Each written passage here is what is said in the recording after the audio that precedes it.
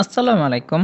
চলে এলাম আপনাদের মাঝে আরেকটি স্পিড টেস্ট ভিডিও নিয়ে। আজকের এই ভিডিওতে আমি স্পিড টেস্ট করতে যাচ্ছি পোকোফোন F1 এর সাথে পোকো X3 Pro। আজকের এই ভিডিওতে আমরা জানবো 2022 সালে এসে এই দুটো ফোনের পারফরমেন্স কতটা পার্থক্য। সম্পূর্ণ ভিডিও জুড়ে থাকতেছে আমি শাহাদ হোসেন সজীব শাহাদাত টেকডাউট থেকে। 2022 সালে পোকো X3 Pro রান করতেছে MIUI 12.5.6.0 আর থাকতেছে অ্যান্ড্রয়েড 11। ফোনটিতে ব্যবহার করা হয়েছে স্ন্যাপড্রাগন 860 সিপিইউ হিসেবে ব্যবহার করা হয়েছে অক্টোকোর 1x2.96 GHz, জিপিইউ হিসেবে ব্যবহার করা হয়েছে Adreno 640।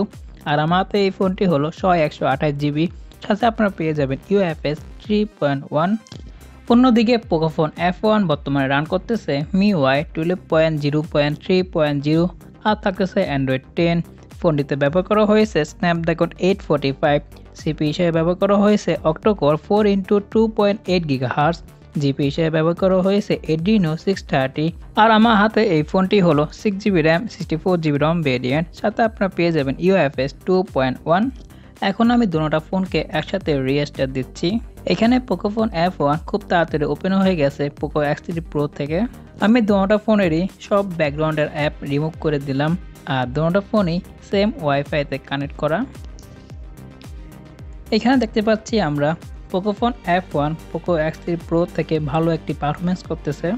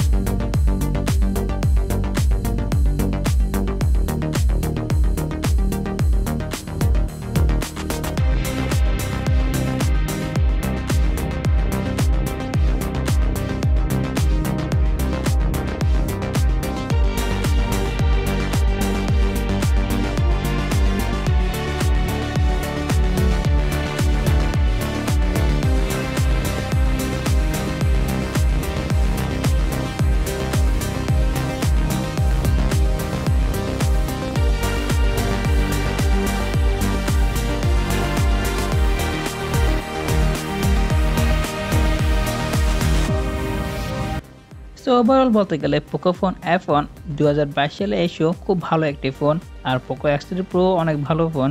সো এটাই হলো পোকো X3 Pro সাথে পোকো F1 এর স্পিড টেস্ট।